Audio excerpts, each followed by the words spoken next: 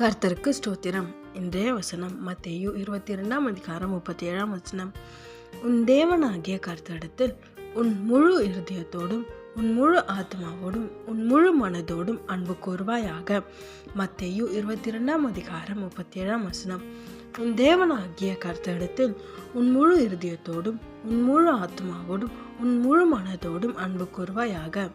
இந்த வசனம் ரொம்ப அழகாக சொல்லுது. நம்ம ஏசப்பா கிட்ட எப்படி அன்பு கூறணும் அப்படின்னா, முழு இருதயத்தோடு ஆத்மாவோட மனதோடு அவர் இடத்துல அன்பு கூறணுமா. ஆமேன். நம்ம உலகத்தையும் நேசிச்சுட்டு அவரை நேசிச்சுட்டு இருக்க முடியாது, அவரை மட்டும் தான் நேசிக்கணும். ஆமேன்.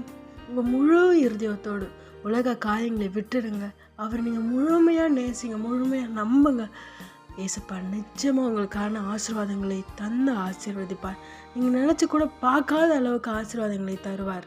ஆமேன். ஏசப்பாக்கு பயந்து நடங்க.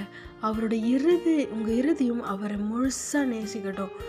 முழு இருதயத்தோடு ஆத்மாவோடு மனதோடு அன்பு கூறணும் வேத வசனம் சொல்லுது. அப்படி இருக்கோமான்னு யோசிச்சு பாருங்க.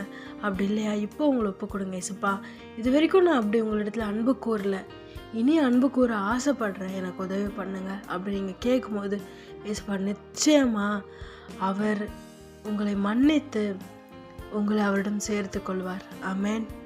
சோர்ந்து போகாதீங்க, பயப்படாதீங்க. என்னால் ஏசப்பா ஏற்றுப்பாரா, நான் பெரிய பாவி, உங்களுக்காக எனக்காக தான் பூமிக்கு வந்தார், மரித்தார், உயிரோடு எழுந்தார், இன்னமும் உயிரோடு இருக்கிறார்.